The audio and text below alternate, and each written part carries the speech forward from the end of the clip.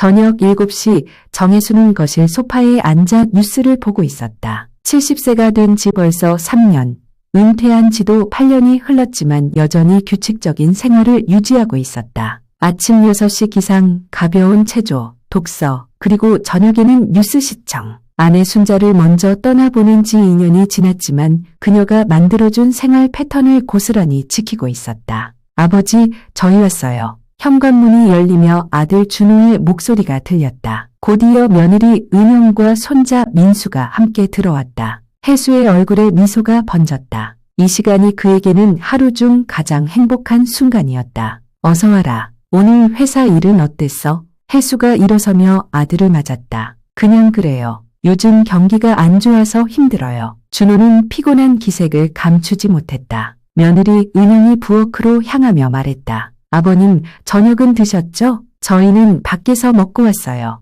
응, 일찍 먹었어. 너희들이 올 줄 알고 과일도 준비해뒀다. 손자 민수가 혜수 곁에 앉았다. 할아버지, 오늘 학교에서 수학시험 봤어요. 90점 맞았어요. 우리 민수가 최고야. 혜수는 손자의 머리를 쓰다듬으며 흐뭇해했다. 할아버지가 어릴 때 수학 가르쳐준 보람이 있구나. 이런 평범한 일상이 혜수에게는 전부였다. 아내를 잃은 후 찾아온 공허함을 채워주는 건 오직 가족뿐이었다. 특히 손자 민수와 보내는 시간은 그에게 새로운 삶의 의미를 주었다. 아버지, 요즘 몸은 어떠세요?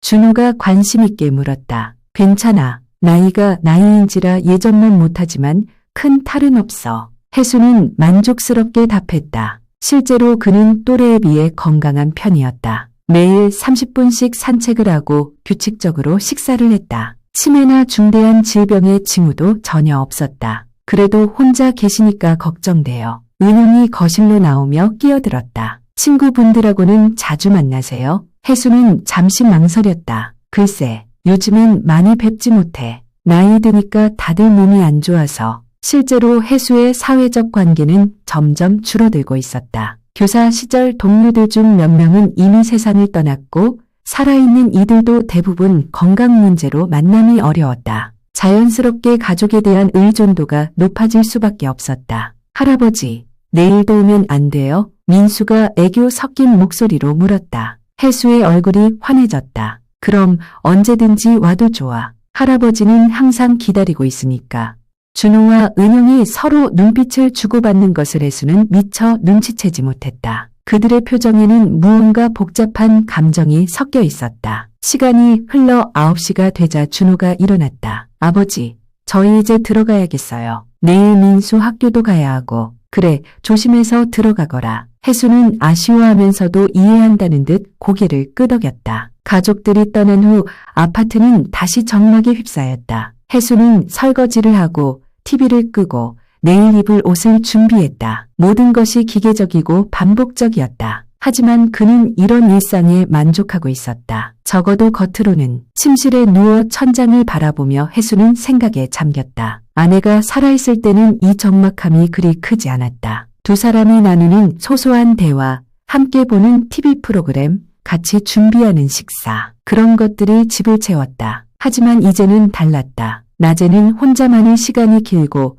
저녁에 가족이 오는 몇 시간만이 진짜 살아있다는 느낌을 주었다. 그래서 그들이 떠날 때마다 마음 한편이 허전해졌다. 이것도 나이 드는 과정이겠지. 혜수는 중얼거렸다. 37년간 교직에 몸담으면서 수많은 학생들과 학부모들을 만났다. 그들의 인생 상담을 해주고 문제를 해결해주는 것이 일상이었다. 은퇴 후에도 가끔 옛 제자들이 찾아와 안부를 묻곤 했지만 그마저도 점점 줄어들었다. 혜수는 베개에 머리를 묻었다. 내일도 똑같은 하루가 기다리고 있을 것이다. 아침에 일어나고 뉴스를 보고 산책을 하고 책을 읽다가 저녁을 기다리는, 그리고 운이 좋으면 아들 가족이 찾아와 몇 시간의 활기를 가져다 줄 것이다. 이런 일상이 나쁘다는 생각은 하지 않았다. 건강하고 경제적으로도 큰 어려움이 없고 사랑하는 가족들이 있으니 충분히 감사할 일이었다. 다만 가끔씩 특히 깊은 밤이면 문득 드는 생각이 있었다. 내가 이들에게 짐이 되고 있는 건 아닐까? 하지만 그런 생각은 금세 머릿속에서 지워버렸다. 아들과 며느리는 항상 자신을 걱정해주고 손자는 할아버지를 좋아한다고 표현한다. 그것만으로도 충분했다. 혜수는 눈을 감았다. 내일도 평범한 하루가 될 것이라 생각하며 잠에 빠져들었다. 그는 아직 몰랐다. 며칠 후 우연히 듣게 될 대화가 이 모든 평온을 산산조각 낼 것이라는 사실을. 그로부터 3일 후 목요일 밤이었다. 혜수는 평소보다 일찍 잠자리에 들려고 했지만 갑작스러운 복통으로 화장실을 다녀왔다. 밤 10시쯤 거실을 지나던 중 현관에서 들리는 작은 목소리에 발걸음을 멈췄다.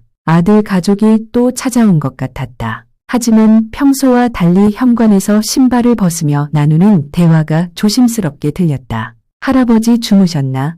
민수의 목소리였다. 불이 꺼져 있으니까 주무시는 것 같아. 은영이 대답했다. 조용히 해야 돼. 혜수는 거실 모퉁이에 몸을 숨겼다. 왜 이런 늦은 시간에 조용히 들어왔을까? 평소 같으면 큰 소리로 아버지 저희 왔어요. 라고 인사했을 텐데. 민수야, 할아버지 깨우지 말고 내 방에 가서 숙제나 해. 준호의 목소리가 들렸다. 아빠, 그런데 할아버지 요양은 언제 보내?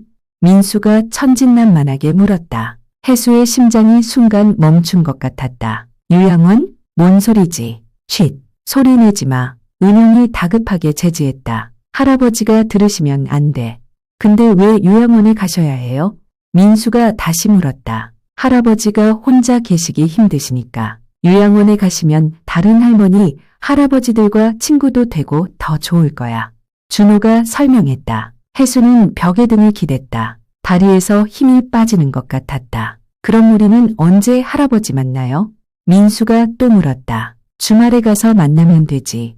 자, 이제 그만 들어가서 씻어. 은영이 민수를 재촉했다. 민수가 방으로 들어간 후 혜수는 숨을 죽이고 계속 들었다. 준호와 은영의 대화가 더 구체적으로 이어졌다. 여행 날짜는 확정됐어.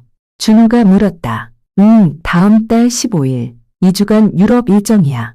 은영의 목소리에는 설렘이 섞여 있었다. 그 전에는 아버님을 요양원에 모셔드려야겠어. 그런데 아버지가 쉽게 승낙하실까? 처음엔 거부하셔도 시간이 지나면 적응하실 거야. 다른 어르신들도 다 그렇게 들어가시잖아. 은영은 태연하게 말했다. 요양원비는 어떻게 해? 준호가 걱정스럽게 물었다. 아버님 연금으로 충분할 거야. 그리고 은영의 목소리가 더 작아졌다. 유럽 여행 다녀오면 아파트 정리할 수 있을 거야. 지금 집값이 많이 올랐다던데. 혜수는 가슴이 답답해져 왔다. 아파트 정리, 자신이 살고 있는 이 집을, 그건 좀. 준호가 망설이는 기색을 보였다. 왜? 어차피 아버님이 요양원에 계시면 이 집은 비게 되잖아. 우리가 이사 와서 살 수도 있고 아니면 팔아서 더 좋은 곳으로 이사할 수도 있고. 은영의 목소리는 확신에 차 있었다. 아버지가 허락하실까? 허락 안 하시면 어떻게 해? 아버님 혼자서 이 큰 집에 계시는 것보다 우리가 활용하는 게 낫지. 은영은 마치 당연한 일인 양 말했다. 혜수는 더 이상 들을 수가 없었다. 조용히 침실로 돌아가 문을 닫았다. 침대에 앉아 방금 들은 대화를 정리해보려 했지만 머리가 하얗게 변했다. 요양원, 유럽 여행, 아파트 정리, 모든 것이 이미 계획되어 있었고 자신만 모르고 있었던 것이다. 그들에게 자신은 더 이상 아버지나 할아버지가 아니라 처리해야 할 문제였다. 혜수는 떨리는 손으로 이마를 짚었다. 3일 전까지만 해도 가족들이 자주 찾아와 주는 것이 고마웠다. 손자가 할아버지를 좋아한다고 생각했다. 아들과 며느리가 자신을 걱정해 준다고 여겼다. 하지만 모든 것이 착각이었다. 그들의 관심은 걱정이 아니라 부담이었고 사랑이 아니라 의무였다. 그리고 이제 그 의무마저 요양원에 떠넘기려는 것이었다. 혜수는 베개에 얼굴을 묻었다. 눈물이 나올 것 같았지만 나오지 않았다. 그보다는 가슴 깊숙한 곳에서 무언가가 끓어오르는 것 같았다. 분노인지 배신감인지 절망인지 정확히 무엇인지는 알 수 없었다. 다만 한 가지는 분명했다. 지금까지의 평온한 일상은 완전히 끝났다는 것이다. 거실에서는 여전히 준호와 은영의 목소리가 들려왔다. 하지만 혜수는 더 이상 듣고 싶지 않았다. 귀를 막고 눈을 감았지만 방금 들은 말들이 머릿속에서 맴돌며 떠나지 않았다. 그날 밤 혜수는 한잠도 자지 못했다. 정혜수는 침실로 돌아와 침대 가장자리에 털썩 앉았다. 방금 들은 대화가 머릿속에서 맴돌며 떠나지 않았다. 손자의 천진한 목소리로 던진 할아버지, 요양원 언제 보내? 라는 말과 며느리의 차가운 계산이 담긴 유럽 여행 다녀오면 아파트 정리할 수 있을 거야. 라는 말이 귓가에서 메아리 쳤다. 혜수는 떨리는 손으로 서랍을 열어 낡은 사진첩을 꺼냈다. 첫 장을 넘기자 젊은 시절의 자신과 아내 그리고 갓 태어난 아들의 모습이 나타났다. 그때의 혜수는 신임 교사였다. 월급은 적었지만 희망으로 가득했고 아들을 위해서라면 무엇이든 할 수 있을 것 같았다. 정직하게만 살자. 그것이 혜수의 인생 철학이었다. 교단에 서서 아이들을 가르칠 때도 집에서 아들을 키울 때도 마찬가지였다. 부정한 일은 절대 하지 않겠다고 떳떳하게 살겠다고 다짐했다. 뇌물을 거부하고 성적 조작 압력을 받아도 굽히지 않았다. 때로는 승진해서 밀려나기도 했지만 후회하지 않았다. 사진첩을 더 넘기자 아들의 초등학교 입학식 사진이 나왔다. 아들의 작은 손을 잡고 우리 준호가 공부 열심히 해서 훌륭한 사람이 되자 라고 말했던 기억이 생생했다. 대학 등록금을 마련하기 위해 과외를 했던 기억도 떠올랐다. 정년 퇴직 후에도 학원에서 시간 강사로 일하며 아들의 결혼 자금을 모았다. 신혼집 전세 보증금부터 시작해서 아들이 사업을 한다고 할 때도 흔쾌히 목돈을 내어주었다. 자신은 낡은 옷을 입고 외식 한번 제대로 하지 못해도 아들만큼은 부족함이 없게 해주려 했다. 아내가 암 투병을 할 때도 그랬다. 치료비가 만만치 않았지만 아들에게는 부담을 주지 않으려고 했다. 오히려 아들이 병원비를 보태겠다고 하면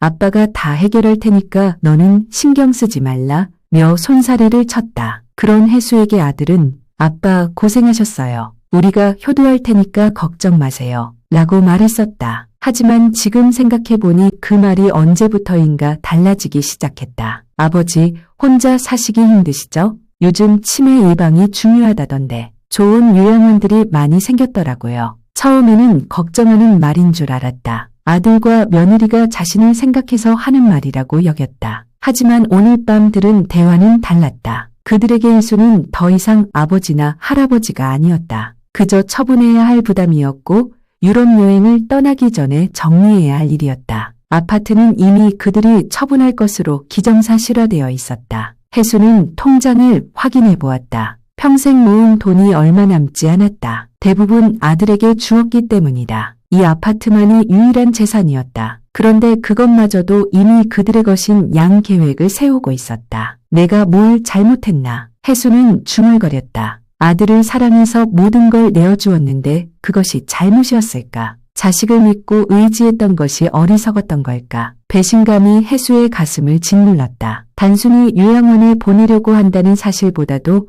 자신을 하나의 인격체로 존중하지 않는다는 것이 더 아팠다. 그들의 대화에는 혜수의 의견을 묻거나 고려하는 내용이 전혀 없었다. 마치 말 못하는 짐짝을 어디에 둘지 논의하는 것 같았다. 혜수는 거울 속 자신의 모습을 바라보았다. 주름이 늘고 머리가 휘어졌지만 아직 정신은 또렷했다. 몸도 나쁘지 않았다. 그런데 언제부터인가 주변 사람들은 그를 의존적인 존재로만 바라보기 시작했다. 이렇게 당할 수는 없다. 혜수의 눈의 결기가 서렸다. 평생 정직하게 살아온 사람으로서 그리고 무수한 제자들을 길러낸 교육자로서 이 상황을 그냥 받아들일 수는 없었다. 가족이라는 이름으로 자신을 무시하고 이용하려는 자들에게 더 이상 순순히 당하지 않겠다는 다짐을 했다. 밤은 깊어갔지만 혜수의 마음속에는 새로운 의지가 타오르고 있었다. 새벽 5시 혜수는 부엌 테이블에 공책을 펼쳐놓고 앉아 있었다. 37년간 교단에서 사용하던 습관대로 복잡한 문제는 글로 정리하는 것이었다. 현재 상황 분석 아래 4가지가 적혀 있었다.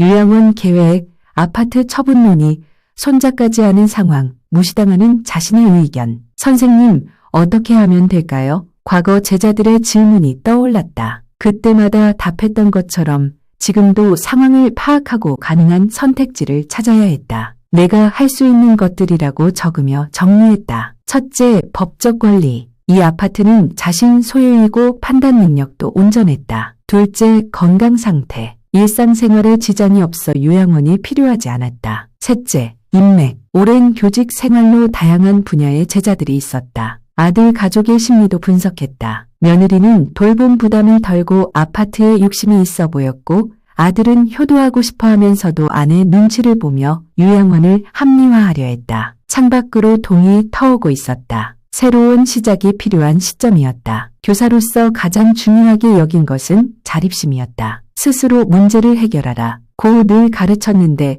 언제부턴가 자신이 의존적 존재가 되어버렸다. 더 이상은 안 된다. 혜수는 행동 계획을 적기 시작했다. 첫째, 아들 가족과 직접 대화해 자신의 의견을 분명히 전달한다. 둘째, 법적 보호장치를 마련해 재산 권리를 지킨다. 셋째, 독립적 생활 능력을 증명한다. 37년간 길러온 문제 해결 능력이 되살아났다. 어려운 상황을 헤쳐온 경험과 제자들에게 심어준 용기가 되돌아왔다. 혜수는 휴대폰을 꺼내 연락처를 뒤적거렸다. 오랫동안 연락하지 않았던 제자들의 번호가 보였다. 김민호 현재 변호사로 활동하고 있었다. 박서연 사회복지사가 되어 노인복지 분야에서 일하고 있었다. 이들에게 도움을 요청할 수도 있을 것이다. 하지만 그 전에 먼저 해야 할 일이 있었다. 가족과의 정면 승부였다. 혜수는 공책에 예상되는 질문들과 답변을 적어보았다. 왜 갑자기 이러시냐? 갑자기가 아니다. 너희들이 나를 무시한 지는 이미 오래되었다. 아버지를 위해서 하는 일인데 진짜 나를 위한다면 내 의견을 물어봤어야 한다. 요양원이 더 좋지 않냐? 좋다면 너희들이 먼저 들어가 보고 말해라. 교사 시절 학부모와의 면담에서 이런 식으로 예상 문답을 준비하곤 했다. 감정에 휘둘리지 않고 논리적으로 대응하기 위해서였다. 혜수는 또 다른 제자를 떠올렸다. 정유진 현재 병원에서 노인의학과 의사로 일하고 있었다. 그녀에게 종합적인 건강검진을 받아보는 것도 좋겠다. 요양원이 필요 없는 건강 상태라는 것을 의학적으로 증명받을 수 있을 것이다. 시계를 보니 6시가 넘어가고 있었다. 평소 같으면 가벼운 체조를 하고 아침 준비를 할 시간이었다. 하지만 오늘은 달랐다. 오늘부터는 모든 것이 달라질 것이다. 혜수는 거울 앞에 섰다. 70세가 넘은 노인이지만 눈빛만큼은 젊은 교사 시절과 똑같았다. 아니, 더 단단해 보였다. 수많은 시련을 겪으며 단련된 의지가 그 눈빛에 담겨 있었다. 정혜수, 너는 37년간 아이들에게 포기하지 말라고 가르쳤다. 이제 네가 그 말을 실천할 차례다. 혜수는 공책을 정리하고 오늘의 계획을 세웠다. 먼저 제자들에게 연락을 해서 상황을 알아보고 오후에 아들 가족이 오면 정면으로 맞서겠다. 더 이상 순순히 당할 수는 없었다. 평생 정직하게 살아온 교사 정혜수의 마지막 싸움이 시작되는 순간이었다. 부엌 창문 너머로 아침 햇살이 비쳐들었다. 새로운 하루, 새로운 시작을 알리는 빛이었다. 오전 8시 아들 준호가 부엌으로 들어왔다. 아버지, 주무셨어요. 라고 인사했지만 혜수는 그 목소리에서 어딘가 어색한 기색을 감지했다. 응, 잘 잤다. 혜수는 차분하게 대답하며 아들의 표정을 살폈다. 준호야, 아침 먹고 나서 우리 좀 이야기할까? 준호는 순간 당황한 듯 머뭇거렸다. 무슨 이야기요? 그냥 아버지와 아들이 할 수 있는 이야기지. 며느리 은영이 거실에서 나오며 끼어들었다. 아버님, 준호는 오늘 회사 일이 있어서요. 혜수는 은영을 바라보며 미소를 지었다. 하지만 그 미소에는 어제까지와는 다른 무언가가 담겨 있었다. 은영아, 너도 함께하면 좋겠다. 손자 민수가 학교 가방을 메고 나타났다. 할아버지, 저 학교 가요. 혜수는 손자를 불러 세웠다. 민수야, 잠깐만. 어제 밤에 엄마, 아빠랑 뭔 이야기했니? 민수는 순간 얼굴이 빨갛게 달아오르며 당황했다.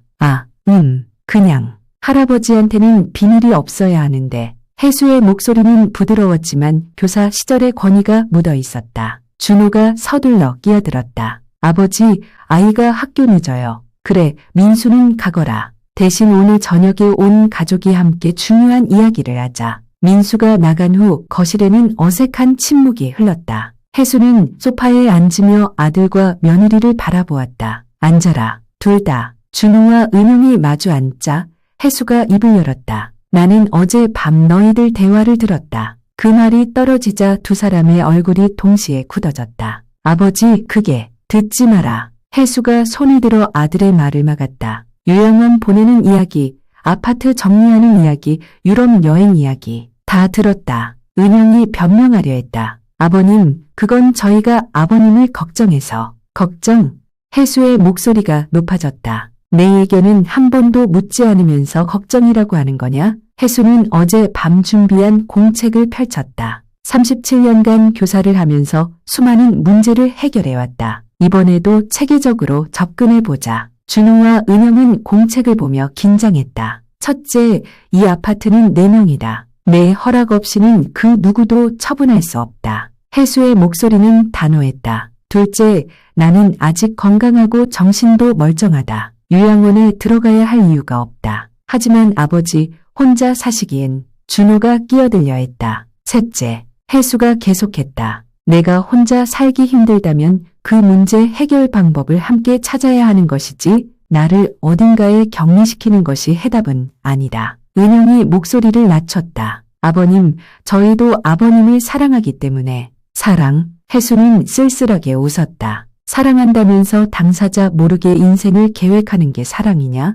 혜수는 일어나서 창가로 걸어갔다. 나는 너희들을 위해 평생을 바쳤다. 내가 가진 모든 것을 아낌없이 주었어. 그런데 이제 내게 남은 마지막 존엄까지 빼앗으려 하는 거냐? 아버지.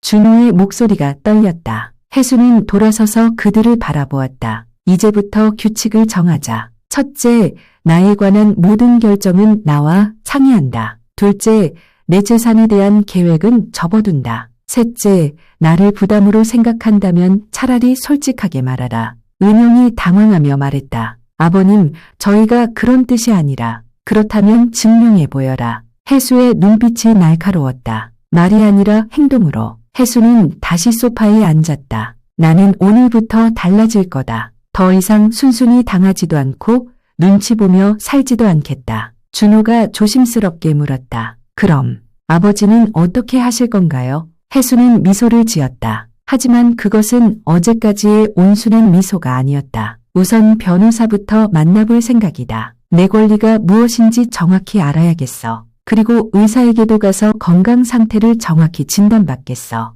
은영의 얼굴이 창백해졌다. 그리고 혜수가 계속했다. 내 제자들과도 연락을 해볼 생각이다. 사회복지사로 일하는 제자도 있고 노인 상담 전문가도 있어. 혼자 사는 노인이 어떤 권리와 보호를 받을 수 있는지 알아보겠어. 준호가 서둘러 말했다. 아버지, 그렇게까지 하실 필요는 필요하다. 혜수가 단호하게 끊었다. 너희가 나를 믿을 수 없다면 나도 너희를 믿을 수 없다. 이제는 법과 제도의 보호를 받으며 살아가겠다. 혜수는 휴대폰을 꺼내며 말했다. 오늘 오후에 김민호 변호사와 약속을 잡을 거다. 내 제자인데 아마 너희도 기억할 거야. 그리고 정유진 의사한테도 종합검진 예약을 할 예정이다. 준호와 은영은 혜수가 이미 구체적인 계획을 세워놓았다는 사실에 당황했다. 아버지, 정말 이렇게까지 하실 건가요? 준호가 애원하는 듯 물었다. 이렇게까지 하게 만든 건 너희다. 혜수의 목소리에는 깊은 실망이 섞여 있었다. 나는 단지 내 인생을 마지막까지 존엄하게 살고 싶을 뿐이다.